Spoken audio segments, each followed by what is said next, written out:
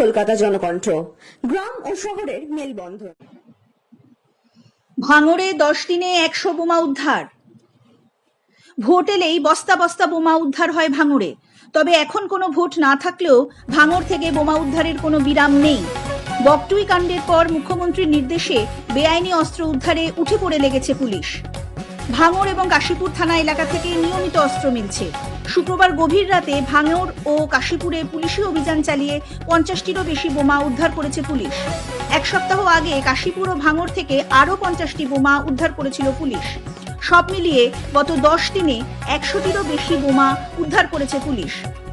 শুক্রবার রাত 12টা নাগাদ কাশীপুর থানার টহলদারি ভ্যান গোপন সূত্রে খবর পায় নিউ টাউনের সাপুরজি বাসস্ট্যান্ড লাগোয়া ভাঙড়ের তারাহাইদিয়া গ্রামে মাঠে বসে বোমা তৈরি করছে কয়েকজন অপরিচিত যুবক। পুলিশ দ্রুত ঘটনাস্থলে গেলে ওই দুষ্কৃতীরা বোমাগুলি ফেলে রেখে পালিয়ে যায়। পুলিশ ঘটনাস্থল থেকে 22 থেকে 23টি বোমা উদ্ধার করেছে। পাশাপাশি উদ্ধার হয়েছে বোমা তৈরির মশলা ও অন্যান্য সরঞ্জাম। Bureau report, news Kolkata.